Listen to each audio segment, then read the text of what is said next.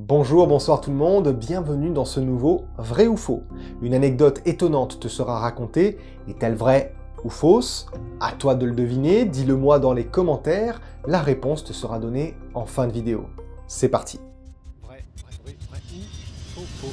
Nous sommes le 25 mai 1977 et le tout premier film Star Wars, Un Nouvel Espoir, arrive dans les salles obscures des cinémas du monde entier.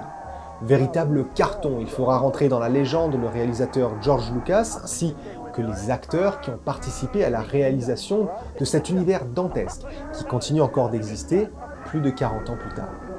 Il y a une autre histoire de légende marquée dans les annales de notre pays, une histoire certes moins connue qui marque pourtant elle aussi l'année 1977.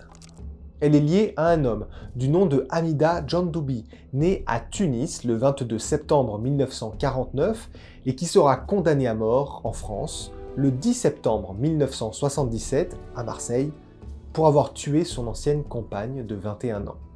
L'homme rentre dans l'histoire comme étant le dernier condamné à mort et condamné à la guillotine de l'histoire de France. Le film Star Wars vient de quitter les salles de cinéma, sorti 5 mois plus tôt. Sa condamnation à mort est liée, comme je le disais plus tôt, au meurtre de sa compagne Elisabeth Bousquet, qu'il rencontre à l'hôpital alors que le jeune Hamida est en soins après l'amputation de sa jambe lors d'un grave accident de travail. Ils tombent alors tous les deux follement amoureux. Cependant, le jeune homme décide en 1973 de forcer sa compagne à avoir des relations tarifées avec d'autres hommes.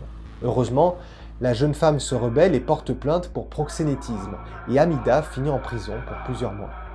Il se jure alors de se venger de son ancienne compagne. Il la retrouve presque par hasard, le 3 juillet 1974.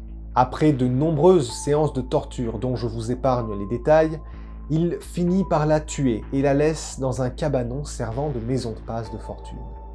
Il est finalement retrouvé le 9 août 1974 et sa condamnation à mort lui est imposée le 25 février 1977. La sentence est exécutée le 10 septembre 1977. L'abolition de la peine de mort, elle, n'interviendra qu'en octobre 1981, faisant donc de Hamida Djandoubi le dernier condamné à mort et condamné à la guillotine de France. Alors cette histoire, était-elle vraie ou fausse?